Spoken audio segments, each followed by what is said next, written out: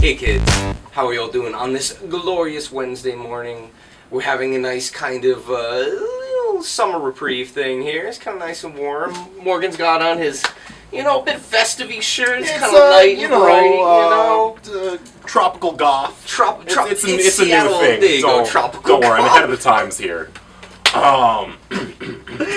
Oh man, but yeah, Will is off, doing work things, so it's the kids today, and we are here to bring you many awesome comic books, as per usual.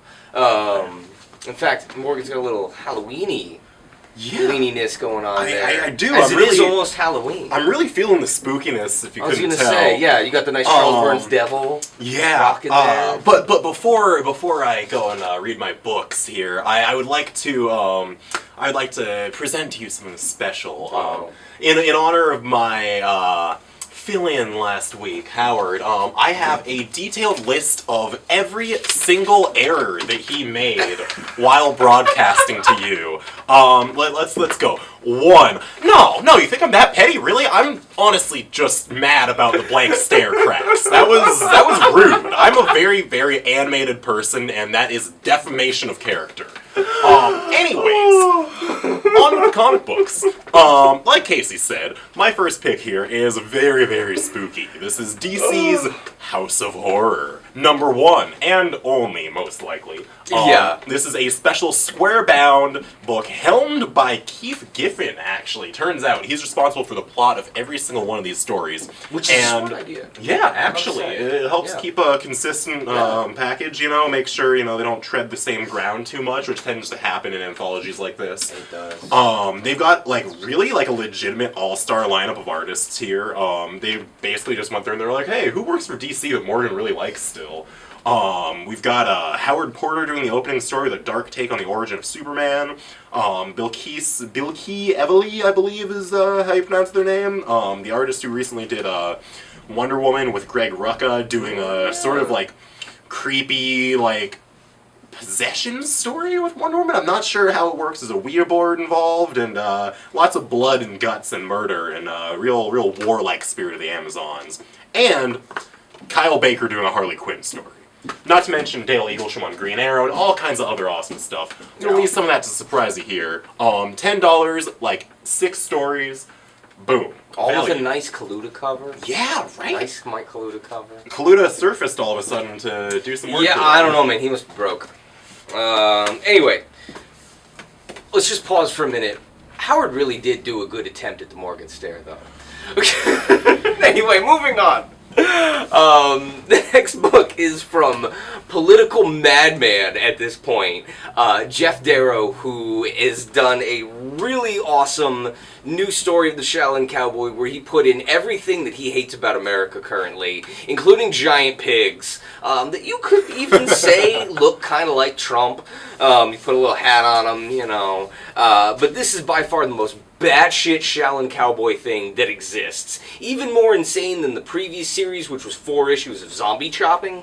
That was pretty ballsy right there. Wacky. I'm still not really over that No, series. I'm not either, especially the ending. That was some nonsense. But this is a very nice hardcover, produced by Dark Horse. All 4 issues of the most recent series, $20. Dave Stewart doing the colors. And this, just look at the pigs. Look at how big that hog is, alright? It is gigantic. And the Shaolin Cowboy must do all sorts of most awesome kung fu to survive the rednecks and the pigs and the Nazi crabs and the other unfortunate things that he has to fight against. And the poor cats and dogs that have, oh my god, the knife dogs. Knife Jesus dogs. Christ. How do you survive with that? But yeah, Shaolin Cowboy. Alright, so before I start my next book, Casey, you better be ready. You're on vacation next week. I know, right? You're setting yourself up, I'm gonna Skype in and be like, whatever they say, it's not true. Don't believe the lies. Yeah, right? Pull some Mr. Robot shit here. Anyways, my next book is The Horror-Filled World of Archie's Madhouse, presenting Jughead the Hunger, number 1. Yes. This is picking up from the previous Jughead the Hunger #1. Number one shot. Yeah. Archie, get your numbering right, buddy, guy over there. Right. This should be number 500 by now. Yeah. Come on. Right. Come on. This follows Jughead after discovering that he is a werewolf and mauling a number of people, right. and going into hiding with a circus, sort of giving me like Big Fish vibes here almost with Good the call on werewolf that. and the circus. Yeah. But he's, sweeping cages, picking up peanuts, doing what he can to make money. Meanwhile, Archie and Betty are apparently on the hunt for this werewolf with the help of something called the Cooper Underground. This looks to be a really, really fun book, sort of in the vein of the Afterlife with Archie, although this seems to be a bit more lighthearted and not quite as dramatic as the Sabrina series they did. This is written by Frank Thierry and with art by Pat and Tim Kennedy. And my next book is new from DC, The Ruff and Reddy Show. This is Howard Chaykin and Mac Ray, who's a artist that I have not heard of, who's dropping this really great animation style that kind of takes you behind the scenes of what would normally be kind of like a Hanna-Barbera type of story, but much more modern day. This reminds me of Three Fingers by Rich Koslowski, which was a really great story about the untold Walt Disney conspiracy of the Three Fingers. But this looks really, really cool. Howard Chaykin is, of course, a very controversial creator. I can't say I'm really digging his art these days, so I'm kind of glad that Mac Ray is doing the art. The colors in this are great, and this looks to be like a lot of fun. So if you can pick up interested in the Hanna-Barbera stuff and the more modern-day takes on those characters, kind of like the stories behind the scenes of the show, as you would, highly recommended. It is a mini-series. It was actually Hanna-Barbera's first TV show, as I've been told. By our resident geriatric correspondent. I wasn't going to go there, but that was good. But yeah, and who better to destroy childhood dreams than Howard Chaykin? Right? Speaking of childhood dreams, I've actually got another Archie book here. Dude, what's going on? Kind of. Sorta. This is U.S. Avengers #11, part of the Legacy Initiative, although this is not the fancy shiny cover, but we do have those in. I just wanted to show this off. That was actually a really good shiny fancy cover. Yeah, it was. The Christian Ward send-up of John Byrne's Fantastic Four. Yeah, this features Cannonball stranded in the town of Glenbrook, USA, which is a sleepy, wholesome American town that happens to be located on another planet. No. Yeah. Alright. Ewing is doing his usual bit of drawing on deep Marvel continuity, which by the end of the issue, the connection is clear there. Why it is that there's a alien planet that seems to be mimicking an idealized version of 50s American culture, complete with young. What's his name?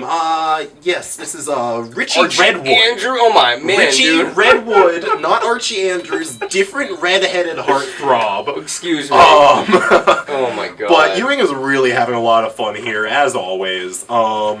And Cannonball is really, really, really in a predicament here. Just gonna leave it at that. We've also got a fedora-wearing Celestial, in case the previous bits were not enough to sell you on this comic. Al Ewing is going batshit on that one. And new from Valiant, we have Eternity, which delves into the new universe that apparently was created out of the Divinity thing, or at least has some of the characters. And is Matt Kint and Trevor Hairsine unveiling new gods and new myths at the highest levels of the Valiant universe here. This is really quite gorgeous. I'm a big fan of Trevor Hairsine's stuff. I really, really dig it. This has got all sorts of like trippy celestial kind of stuff going down. So if you were into Matt Kint's kind of weird off-brand comics, and he's got all these kind of engineer-looking dudes who have like Sputniks on the top of their staffs. They totally do! Which is pretty cool. Awesome. I'm kind of digging the Sputnik thing. I gotta say, I'm all about like weird Russian alternate space history thing with like superpowered cosmonauts and stuff. It works really well. But yeah, very nice package as usual from Valiant with the cool pre-order edition that has all sorts of extra stuff behind the scenes. Okay, and my last book to wrap things up here, at least on my side of things, is part 1 of Bats Out of Hell. This is a tie-in to the ongoing Dark Knight's Metal story, kind of like the Gotham Underground that was running between Green Arrow and Nightwing and Teen Titans and all that stuff. Yep. This follows the Justice League as they deal with the Dark Knights. Which, in case you've been living under a rock, are weird Batman-themed, or Justice League-themed, I should say, counterparts to Batman. There's one for each member of the current league. There's a Green Lantern one, there's an Aquaman one, there's a Superman one who happens to be a giant Doomsday Batman, which is pretty sick, yeah. And there's also the Red Death, who is the Flash's counterpoint. This issue, number 33 of The Flash, drawn by Howard Porter and written by Joshua Williamson, follows Flash and Steel on their part of the League's sort of journey to different parts of the world and the galaxy, actually, to unlock the secrets of the Nth Metal in order to stop these Dark Knights. And it leads them to the Fortress of Solitude, which, if you've read the prequel chapters to Metal, Batman's been keeping the Anti-Monitor's antenna there, which is a bad thing. We're not talking like antenna as in like small antenna. Yeah, no, it's not like the lightning rods they used to bring Wally West back the last time he came back. It's like a massive planet-sized, like, huge divining rod, a cosmic divining rod. Which he somehow managed to get in without Superman knowing? Yeah, I'm not really sure how that one works. It's Batman. Comic books, You don't gotta and it's explain Batman. These days, he's just whatever. He probably keeps Pym particles in his belt. He probably, like, jumped over, you know, in the 90s when Marvel and DC had their crossover, he was like, well, I'm taking this, and this, and this, and this, and this, and I'm gonna make a contingency plan for everything. That's right. Plans within plans within plans. God. Continuing the metal, my last book is the one-shot on the aforementioned Superman version of Batman. We have Wonder Woman. My bad. Whoa, I'm way off. Okay, excuse me. Thank you. Come on, now. I can't carry this whole show. I know, right? Well, why do you think people tune in? It's the Legion of Morgan fans. We've been over this, okay? Clearly. Anyway, but this is the Wonder Woman one. That is by Pete Tomasi, who's one of my favorite DC writers these days, with art and colors by the most awesome Francis Manipool, who has been doing Trinity kind of on and off lately. But this one looks gorgeous. All of these one-shots have been a lot of fun. If not really depressing, it does make you kind of feel for these evil Batmen who have lost absolutely everything, and when given the choice by the Joker Batman to wreak havoc upon our world of light, I mean, they certainly jump at it. And I really like the idea that all these are universes that are kind of part of this underverse that's doomed to fail, and that they have to die so that our universe can live. And who wouldn't be pissed off about that? You know, I mean, they're gonna kind of pick a bone with us. Yeah, man. I mean, you can make a whole manga series that runs like 20 years on the basis of Man versus Fate. So yeah, right. Why not? Why not? But yeah, these have been flying off the shelves. Probably some of the most popular stuff, and the tie-ins for Metal have been really cool and very organic, so if you've been enjoying the Metal book, highly recommend you get the tie-ins. We did just get back in every single one of these different Evil Batman one-shots. I think there's 5 so far. So yeah, come in, check it out, and yeah, get down with the Metal. I think that's it. Is it? Yeah. That is it. All right. Alrighty. Thank you for watching as usual, and whatever they say about me next week, it is probably true. Yeah, get ready. If Will doesn't show up next week, it's gonna be just me. Oh, just God. you and me. And everyone else on the internet. That's true. Alright, guys.